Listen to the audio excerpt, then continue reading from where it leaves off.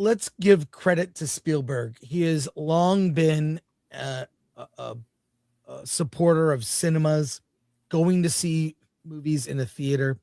And he had some comments on the theater going experience. And let's see what he has to say in this clip here. He was on, Steven Spielberg was on the Michelle Obama podcast. Of course he was. Okay, set that aside. Let's hear what Spielberg has to say about going to the theater. The seats that I was interested in watching movies at were seats in the mezzanine or the orchestra or even the balcony. That's where I wanted to watch my movies, not sitting on the divan or in the beanbag or in bed. Right. But I wanted to go out. The adventures in movie going. And that was something that was very important. And my generation grew up that way, and my generation loves it. But my kids have it the opposite view. My kids want the convenience of being able to see a story being told in on any platform that's available, including an iPhone. They don't care. But when a certain movie does come out where the iPhone experience or the streaming experience is denied to them because the studios believe this film should be seen in movie theaters. And when the studios are brave enough to say, we're not going to go back to the 3-week or 17-day window like Donald Langley at Universal just did, all Universal films now have a 45-day window before they go on, the pay channels and eventually to their streaming platform. And this is very, very important that studios give an audience an opportunity to find these films, not by saying it's only going to be in a theater for 2 weeks, because then we get to qualify for awards later in the year, but it's going to be in a theater as long as people attend that movie. And that I just want to say, this is a rare Michelle Obama podcast where she's not speaking derisively of her husband, the former president Obama. And that's also Michelle Obama's brother, you can see in this video.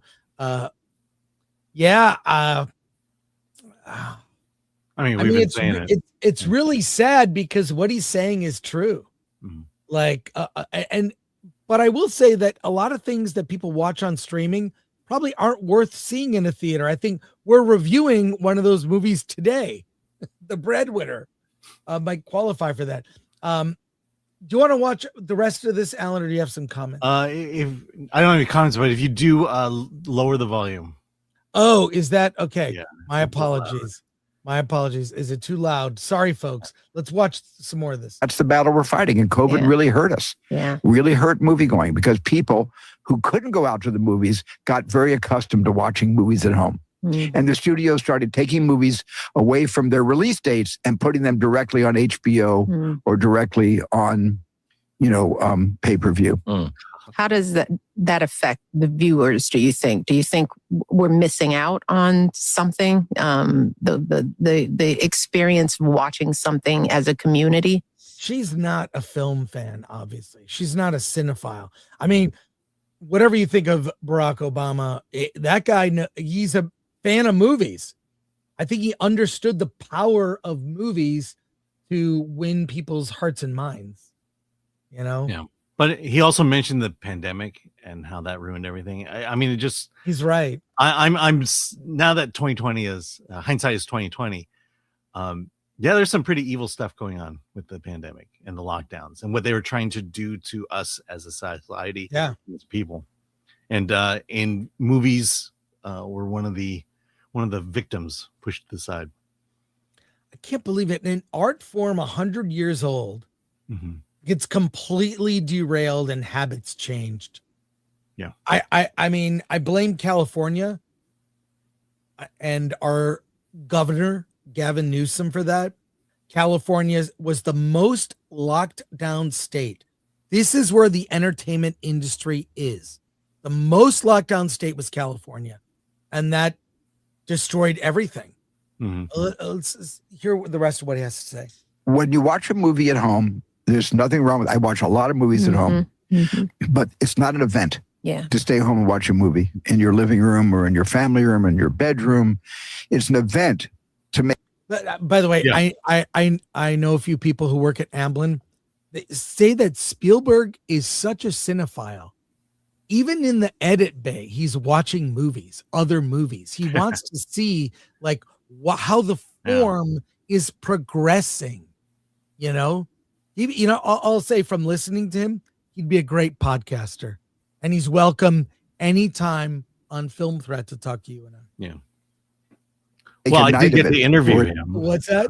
I did get to interview him. So on the red carpet. On the red carpet. That's right. That's go to the Film Threat website, look up Spielberg. Yeah, I'm gonna try to dig up the audio and maybe I'll post the audio. Yeah, please do. Day of it, an afternoon of it, even a morning of it, and go out to the movies. That's an event, and it makes it more exciting.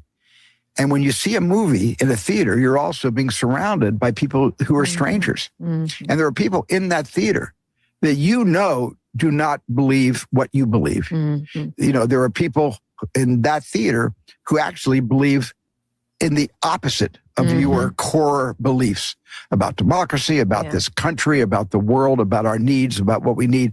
But in a movie theater, everybody is tuned in to the story being told to them from the screen.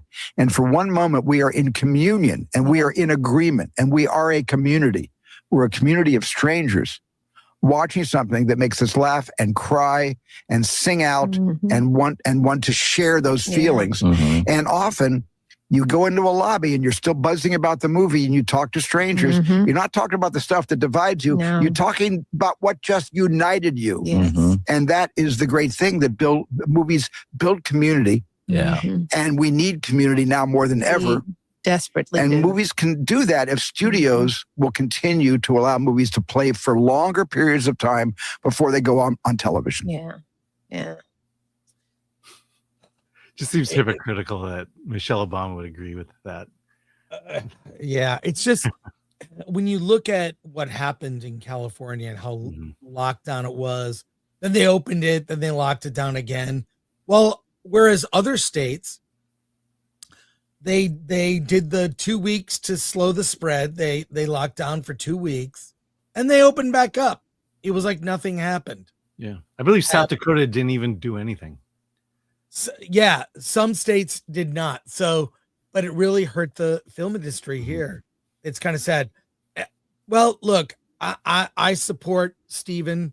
Obviously, the movie going experience is very important. But I almost think like just put movies in theaters and then a year later put it on streaming. You do in theaters, then you do, pay. You can get it on physical media first. Boom. Then you do VOD, then streaming in a year. I don't know why. You control this. The industry controls this. I mean, the best thing to create demand is to, limit the availability. Or make a good movie. Or make a good movie. That always like helps. Titanic ran 13 months in the theaters. Yeah. And then a movie like Obsession, for example, I know that movie keeps coming up. It's such a surprise hit, deservedly so. And it's making more money its second weekend and release than the first. Second week. That was the way all movies used to be. A movie would come out, they would platform release. Star Wars, which I saw the first weekend it opened in 10 theaters.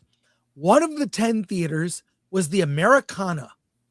And that was in just outside of Detroit, Michigan, right around 9 Mile in Southfield. I love that theater. And I went there and I saw the Star Wars there, opened in 10 theaters. Then it opened in more theaters. So that was normal. You would kind of test the waters and see how popular a movie was. Another movie that really had legs, you would not put, is the movie Tootsie with Dustin Hoffman. Was another that only opened on a few screens, then a couple hundred, then more. That was how all movies came out. They were limited. I was lucky to live in one of the big markets, Detroit, where they opened films. Big movie going community in Detroit. Well, there's not a lot to do in the winter. And the weather is always a surprise. So going to the movies was like, I mean, I lived walking distance to the Berkeley Theater where I grew up in Royal Oak, would ride my bike or walk there when I was a kid. It was the Dollar Theater. I saw Jaws there. So I'm just saying, you train audiences, you train them and they respond. I mean, now audiences are trained to show up to movies late because you show so many trailers. It really bugs me. You can come in during the trailers, fine. On your phone during trailers, okay. I mean, I'm still kind of white knuckle, like, you better turn that off. When the movie starts, you better be seated.